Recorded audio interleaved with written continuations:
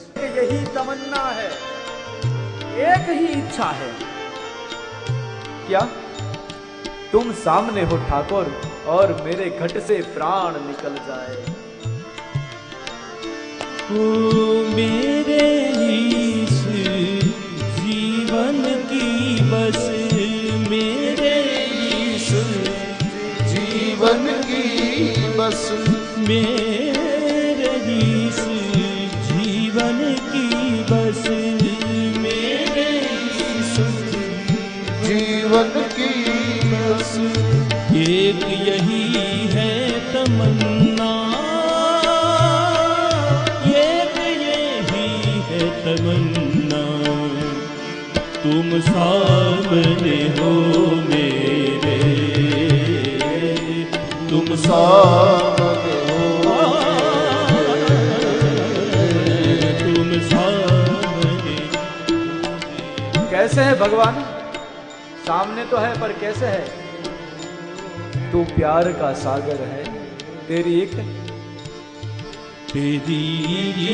बूंद के प्यासे हम, तेरी एक बूंद के प्यासे हम, तू प्यार का सागर है। सब गाइए। तू प्यार का सागर है, तुम सामने हो मेरे, तुम सामने हो मेरे, और प्राण निकल जाए श्यामा तेरे चरणों की, श्यामा तेरे चरणों की, राधे तेरे चरणों की, राधे तेरे चरणों की, कर धूल जो मिल जाए, कर धूल जो मिल जाए, श्यामा तेरे चरणों की, श्यामा तेरे चरणों की, राधे तेरे चरणों की, राधे तेरे चरणों की, वृंदावन विहारी।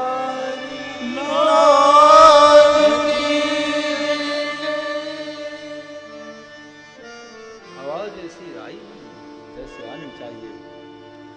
कुंता जी ने मांगा है कन्हैया से, तो इतनी छोटी आवाज थोड़ी चलेगी। बोलिए वृंदावन विहारी लाल की जय। नगर सेठ तक नहीं गई आवाज। सेठानी की बात तो दूर ही दूर रही, पर पहले नगर सेठ को तो सुना लो। बोलिए द्वारिका धीश की जय। क्या बात है, क्या बात है। तो कुंता जी ने कहा कन्हैया बस देना हो तो इतना दीजिए कि जब मेरे प्राण छूटे तो मुझे आपके दर्शन हो। और दूसरी बात सुन, मैं तुझे जाने देने वाली नहीं हूं। मैं तेरी बुआ, फिर बुआ बन गई। देखो पहले बुआ थी, फिर भक्त बनी, फिर वापस बुआ हो गई। तू नहीं माना तो कान पकड़ के वापस ले जाऊंगा। कुंता जी का हक है, कहती है ठाकुर कुछ वक्त रुक जा। बुरे समय में तूने बहुत साथ दिया है, आज अच्छा वक्त आया है मेरे नाथ, तो 5 दिन तो रुक जा। कन्हैया आ गए वापस। बुआ ने कहा चलो। जैसे कृष्ण आके बैठे, सब बातें करने लगे। युधिष्ठिर कहने लगे कृष्ण मेरे लिए वापस आए। उत्तरा कहने लगी ठाकुर मेरे लिए आए। द्रौपदी कहने लगी मेरे भाई हैं, मेरे लिए आए हैं। कुंता कहने लगी मेरा भतीजा है, मेरे लिए आए। भीमसेन कहने लगे मेरा अनुज है, छोटा भाई है, मेरे लिए आया है। भीम जी का तो सब ऐसा ही होता है। अर्जुन कहने लगे मेरे सखा है, मेरे लिए आए। नकुल और सहदेव कहते छोड़ो सब, तो मेरे लिए आए। और सहदेव जी तो यहां तक कह गए कि मैं भी उसके जैसा ज्ञान रखता हूं, थोड़ा तो मुझसे ज्ञान की चर्चा करने आए। ठाकुर ने कहा युधिष्ठिर जी, ना मैं आपके लिए आया हूं, ना अर्जुन के लिए, ना कुंता के लिए, ना उत्तरा के लिए, या ना भीम के लिए। मैं आप में से, द्रौपदी आपके लिए भी नहीं, मैं आप में से किसी के लिए नहीं आया। तब पूछा कि ठाकुर आप वापस आए क्यों? ऐसा कभी किसी मेहमान को पूछा जाता है? फिर भी ये तो घर के थे ना, पूछ लिया। कहे मैं आया हूं अपने भक्त के लिए। मेरा एक भक्त मेरी राह देखकर कुरुक्षेत्र के मैदान में सोया हुआ है, मैं उसके लिए वापस आया हूं।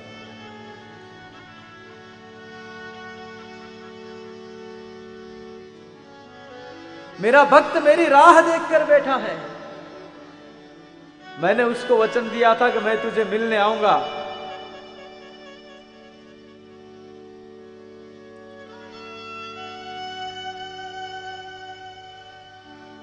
तो मैं उसके लिए वापस आया हूं।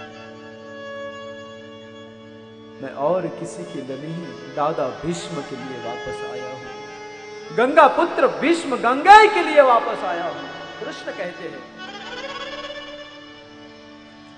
आओ युधिष्ठिर, दादा से मिल आए। फिर तो पांडव और युधिष्ठिर को साथ, युधिष्ठिर और सवेरे पांडवों सब साथ में लेके ठाकुर जहां दादा थे वहां पधारे हैं। जैसे ही यहां आए तो सब संतों का मेलावड़ा लगा हुआ था। अब यहां महात्मा लोग कहते हैं कि संत पहले से क्यों हाजिर थे? तो किसी ने कहा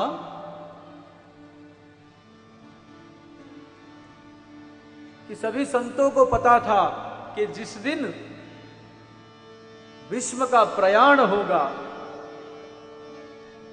उस दिन ठाकुर उसे मिलने आएंगे। ये सबको पता। क्यों पता था? बोले जब ये युद्ध चल रहा था तो नैमित्तिक रूप से भीष्म 10,000 सैनिकों को मारते थे। फिर भी दुर्योधन को ऐसा लग रहा था कि दादा दिल से नहीं लड़ रहे। अगर दादा दिल से लड़ता तो कितनों को मार देता?